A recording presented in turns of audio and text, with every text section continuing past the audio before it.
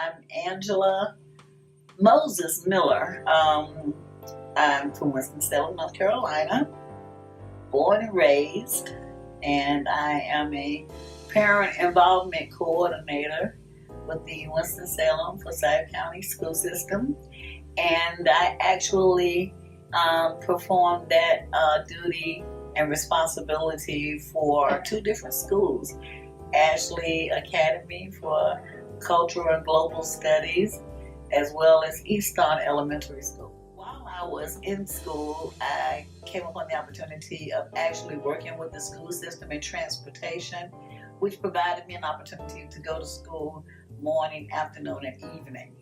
And while doing that and pursuing my degree, I came upon this position because I began to experience interactions with children from sometimes impoverished situations, and the children that I happen to actually have an opportunity to work with and spend some time with, I found that they had a lot of obstacles coming from the home and the environment.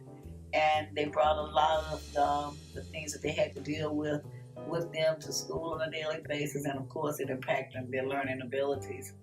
And in doing that, I saw an opportunity to actually go into the home and maybe get an opportunity to find out what the challenges were, not only for the child, but the family, and find out what, if anything, we as educators might be able to do to help alleviate or even eliminate those challenges, but at least, be able to assist the family and ultimately the child in pursuing an education.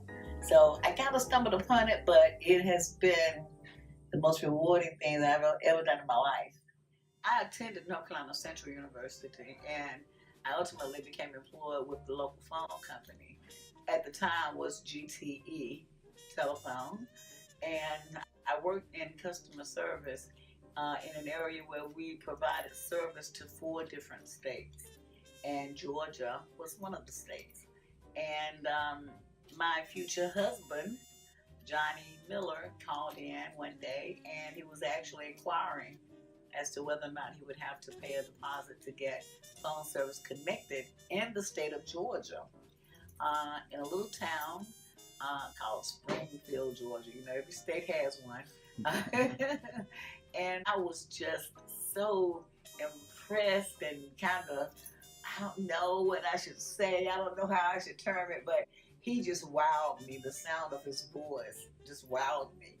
And ultimately, we communicated again about 3 weeks later after his service had actually been connected, and he said that he just simply wanted to talk. So we began a conversation over the phone after hours, of course, not doing the job, but after hours. And 3 days later, he asked me to marry him. Now, this was 1992, so it was before Facebook. It was before even the handheld cell phones, okay?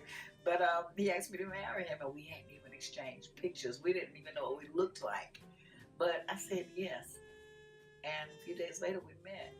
And actually 6 weeks after the first conversation, which was in October 4th, 1992, we were married November 27th, 1992. So it's been 24 years.